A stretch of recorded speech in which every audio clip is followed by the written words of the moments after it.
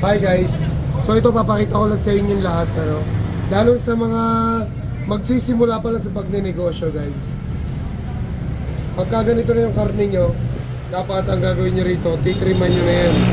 At tawag dito is slimy na. Uy, makinig kayo. Makinig ka. Slimy na tawag dito. So ang tawag dito, pagpapabayaan sa display. Okay? So dapat hindi kayo magkakaroon ng ganitong display.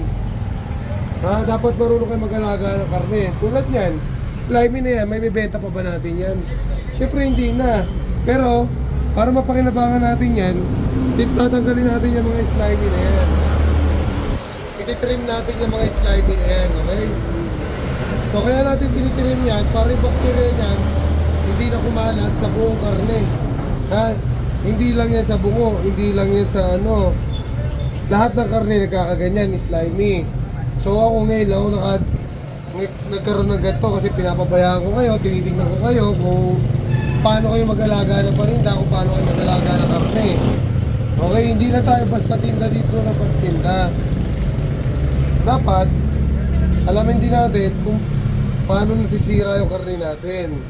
So ano ba yung mga dapat natin iwasan? Yan, awareness lang din sa mga customer natin Awareness din lang din sa mga namimili ng mga karne. So pag nakakita na po kayo ng ganito, na ganyan itsura po, wag nyo na pong bibilin. Kasi slimy na po yan, mabakterya na po yan. Baka masira po yung tiyan ng kakain. Okay po? Pero, para sa aming mga nagtitinda, lalo na ako, tinatanggal ko yan. Pero ito, hindi ko na ito ibebenta. Ang gagawin ko na rito, ide-diretso luto ko na, para sa ganon, mapakinabangan pa. Tatanggalin lang natin yung mga slimy. Pero pag natanggal kasi natin lahat ng mga slimy na to guys, pwede pa natin ito maluto. At sa mga kasama ko dito, guys, dapat ganyan tayo mag-alaga ng karne. Pag nakikita nyo na yung karne na nakikita nyo alanganin na, huwag nyo na ilaban.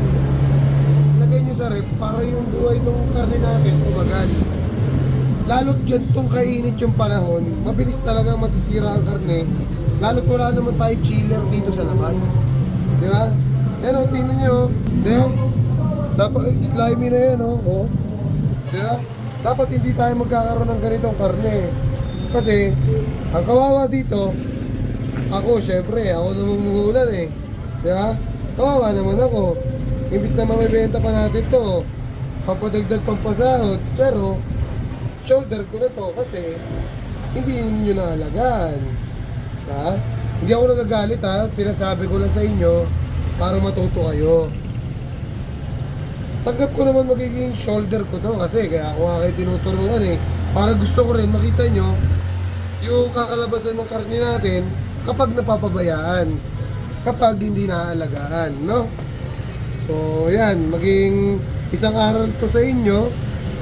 At sana matutunan nyo yung pag-aalaga ng karne, na dapat yung mga ganitong karne, hindi lang yan basta nakalatag dyan, hindi lang yan basta nakasampay dyan. Dapat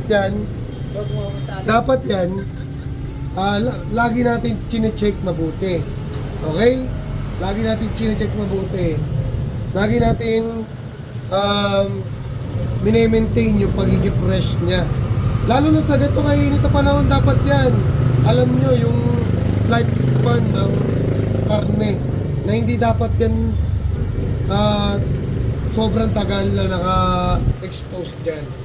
Although meron tayong pambugaw ng langaw para hindi talaga madapuan ng mga bakterya, pero syempre, kaya nga tayo nagtitinda para maalagaan natin yung itinitinda natin. So, ganun lang guys. At sa lahat ng mga viewers natin at sa lahat ng mga nagsisimula pa lang sa pagnenegosyo, sana may iwasan nyo yung ganito. At sa mga customer naman natin, sa mga namimili ng karne, wag na wag kayong bibili ng ganito, slimy na yan. Lalo na pag itim na yung karne. So paano po pagka nakita natin yung karne? Ang ganda pa, fresh pa, pero nung inuwi namin, hindi na maganda yung quality. So ganito yan guys, pagka nakakita ka ng karne, fresh pa sa tingin nyo, hawakan nyo yung karne, kapag malagkit na or madulas na, slimy na yon, huwag nyo na bibilin yun guys. Advice ko lang yun para sa mga customer natin at sa mga namimili. So sana nakatulong sa lahat ng mga nanood. And peace out.